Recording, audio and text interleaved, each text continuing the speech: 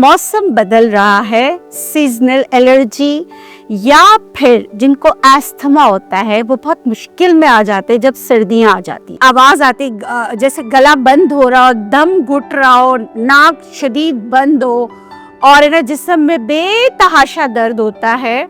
सबके लिए बेहतरीन नुस्खा है।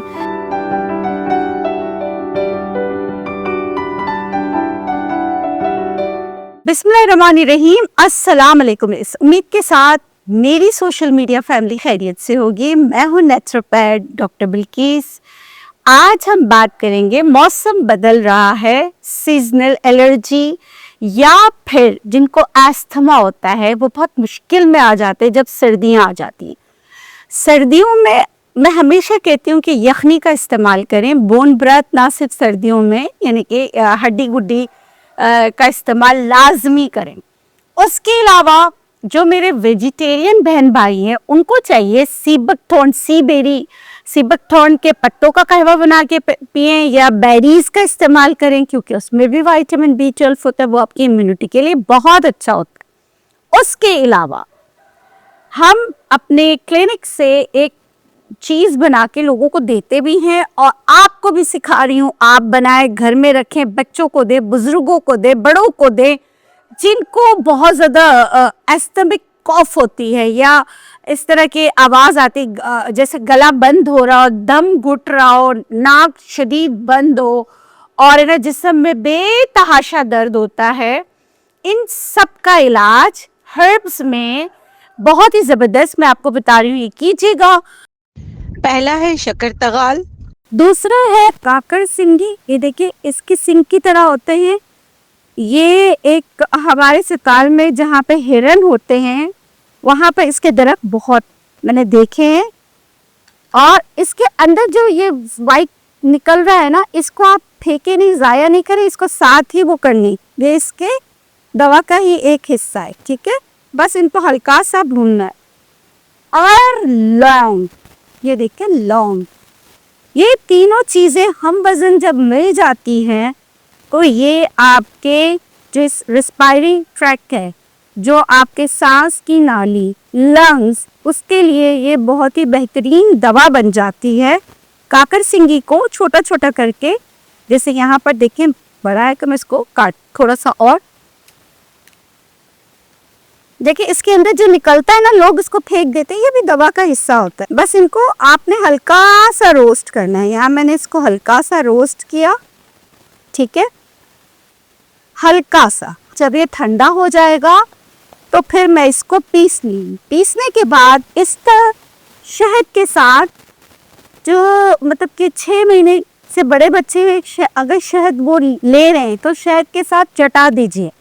और बड़े बुजुर्ग जिनको बहुत ज़्यादा खांसी होती है तो ये सारी चीज़ें बनाकर जो आप उनको यखनी देते हैं या कहवे की शक्ल में उनको देना चाहें तो चाय की पत्ती उबालकर ये एक चुटकी उसमें डालकर उनको पिला दीजिए दिन में 2 दफ़ा, नहीं तो शहद के साथ चटा दीजिए।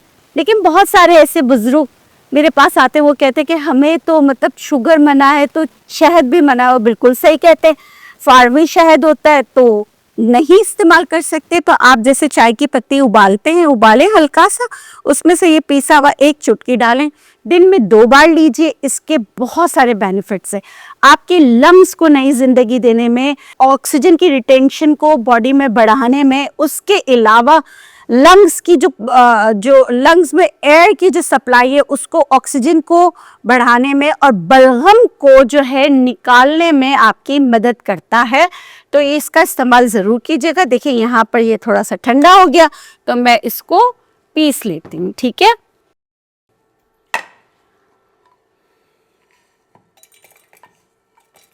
और इसमें जो लौंग की खुशबू है ना वो बहुत अच्छी। अगेन मैं आपको बताऊंगी, जो काकर सिंगी के अंदर से जो ऐसा आपको लगता है ना कि जैसे कचरा है इसको फेंक दे, नहीं, वो दवा का हिस्सा है, वो आपने नहीं फेंकना, ठीक है।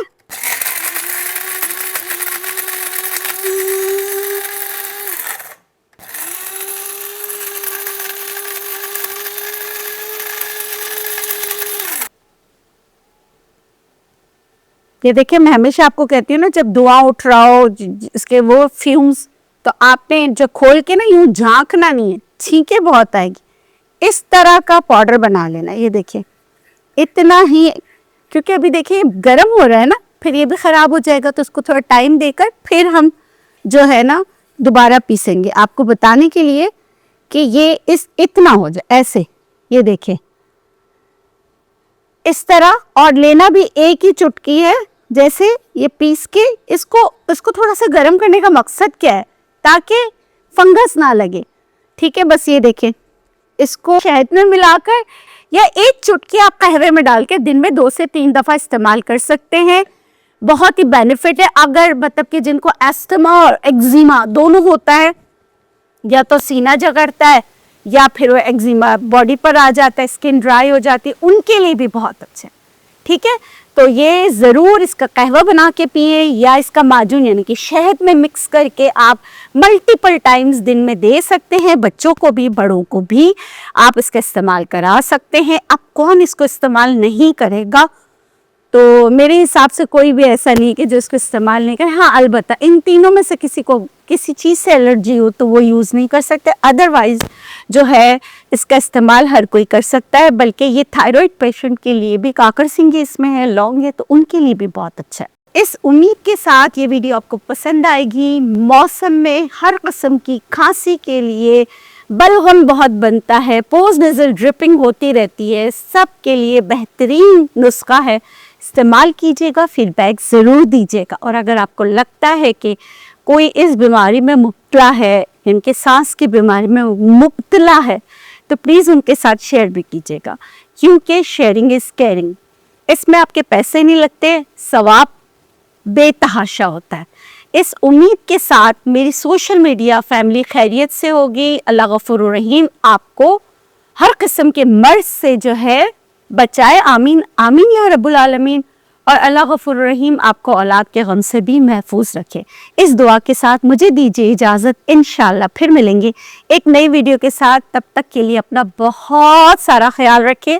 अल्लाह निगहबान। अल्लाह हाफ़िज़।